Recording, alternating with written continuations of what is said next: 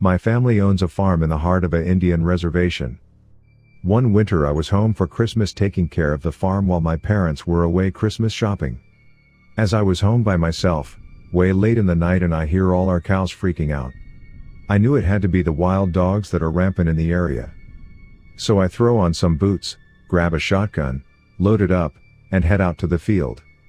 This was a perfect scenario for a horror movie. It was cloudy, but there was full moon, and it was breaking through the clouds, making it just right to light up all the snow. I ran out into the middle of the field, and just in time I see two giant dogs. They were standing up facing each other and fighting. I think perfect 2 for 1.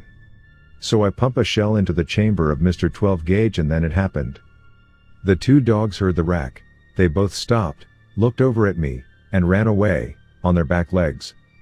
Immediately I froze, and every ghost story about skinwalkers and all the other native legends I grew up with flew through my mind. Keep in mind I am a white guy, and up until then, these were all just boogeyman stories the native kids like to tell to scare us. That night, they became real to me.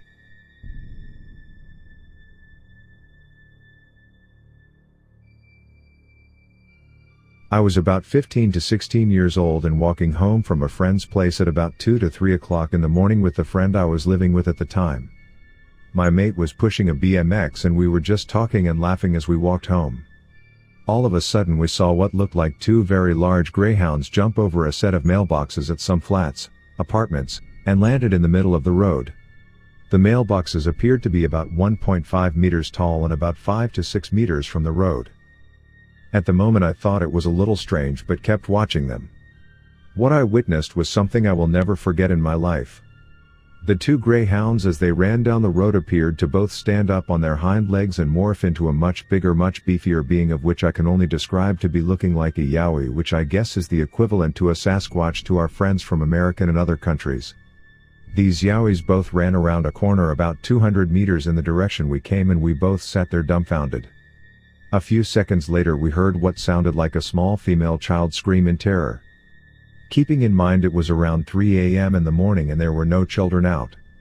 We both looked at each other in horror. Without saying a word I jumped on the handlebars on the bike and he pedaled that bike non-stop all the way home, about 2 kilometers away. When we got home we locked the doors as we had no idea what we'd just seen or if they had seen where we went, and after a little while I asked him to describe what he had seen to me as I was in disbelief, and he explained the exact same thing I witnessed. That is probably the scariest thing I have ever seen in my life. I have only told a few people about it and I don't think a single person has believed me. They all say stuff like drugs, alcohol, blah blah blah.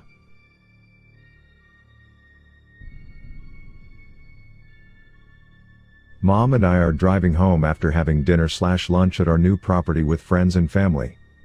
My aunt is in front of us and we're following her home, and she's doing the same to us since we live pretty close together. We reach a bend and my aunt slows down and her lights shine on a dog. I immediately recognize it as Mom says, "Aw, look at the cute dog." It's taller than the average dog and very wide, but not in an overfed way.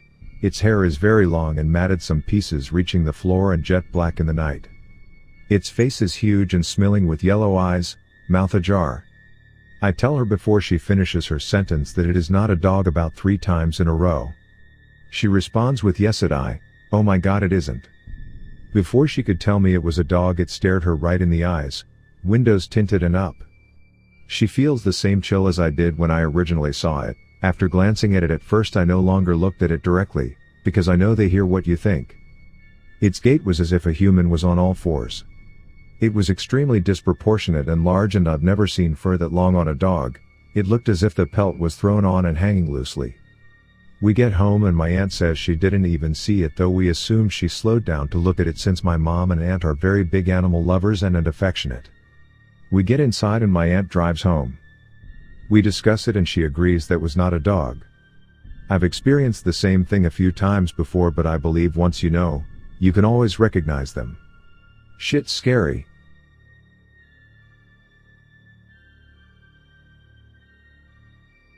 One time, me and 2 other friends from Miami went home to my home in Kansas to visit my grandmother because she wasn't doing well. She later passed away that month, and one night me and my friend went out on a drive while my other friend stayed with my grandma to check on her every once a while.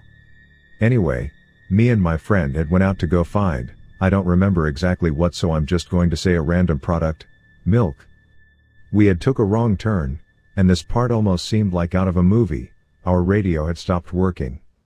It was like maybe 10 p.m. out there, so currently, we in the middle of a random dirt road in almost nowhere in Kansas.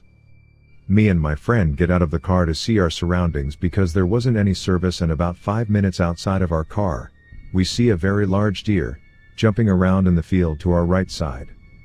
I get my buddy to look at the deer and he sees it, too. It was maybe like 50 yards away from us. About like half a football field. The deer has seen us, too. It all goes silent. The large deer starts to let this super loud scream that almost sounds like a fucking elk but a lot more human-like, that goes on for about 15 seconds, and in the middle of it he starts to stand up on his 2 legs and starts to run at us. We get back in the car so quick and drive away as fast as we can. As fast as our car can go.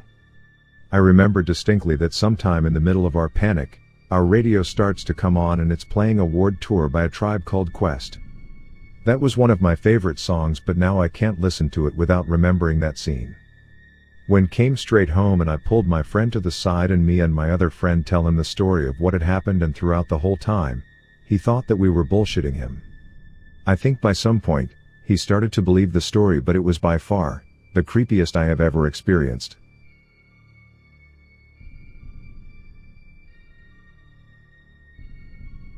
Southwest Skinwalkers.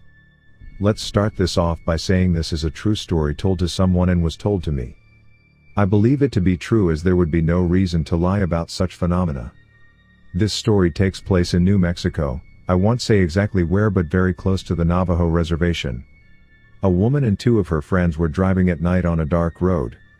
For reference, the location in which the road was is surrounded by dense forest bushes, not exactly trees but still enough to obscure the surroundings alongside the road.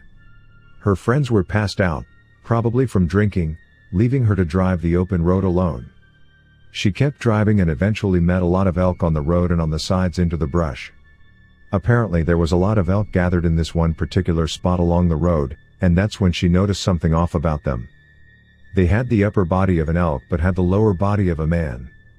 That's when the elk/humanoids blocked the road and attacked the car, scaring the woman. She was about 2 or 3 hours from where she was going, another native reservation, but she decided to get the fuck out of Dodge and made a U-turn going back from where she came. That's when she called the local police and they escorted her and her friends back home without incident.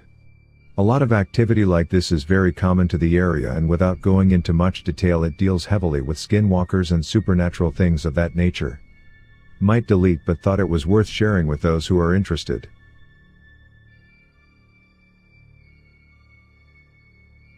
This happened in July of this year, in the northeastern part of Arizona, south of the Native American reservation. I've never had any experience with skinwalkers before, but honestly after reading about them, I'm thoroughly convinced I saw one. There was one time I went camping with 2 of my buddies, but neither of them are real outdoorsy type. I was just kind of getting them into the whole camping/hunting scene. Now, I love hiking. Exploring. More like because I hate just walking a trail. You're seeing nothing new. So took the 2 friends out there a ways, and got 2 miles from camp when they just wanted to go back. I said fine and showed them where to go on my phone, and made them put a waypoint on the other little GPS thing I had to follow. I wanted to keep going, so I did so by myself. They wanted the pistol I had on me for safety reasons, leaving me to walk alone in the forest with water and nothing else. No big deal, I thought. I found a steep hillside with rocks all the way down when I was about 5 miles from camp, and decided to go down. I followed the path at the bottom of this thing, which was at this point just a dry river bed. I walked down and it got steeper as I went further south. When I crossed a certain point, something just felt wrong. I started trying to look around for anything, but there was a huge log across the 2 hillsides, and when I crouched down to crawl under it, it felt like I was being watched. I looked up to my left, saw nothing. Looked around to see if there was anything in the middle of the riverbed, then looked up to the right. Huge black canine. Too small to be a bear, but it looked like a wolf on steroids. That dog creature and I held glances for what felt like hours, but I know it couldn't have been more than 10 seconds. Every passing moment made the feeling of dread worse. I moved backwards to get the hell out of there, and when I moved the wolf thing just booked it into the forest, further from camp. In hindsight, this thing was moving faster than any dog I've ever seen. The walk back was eerie.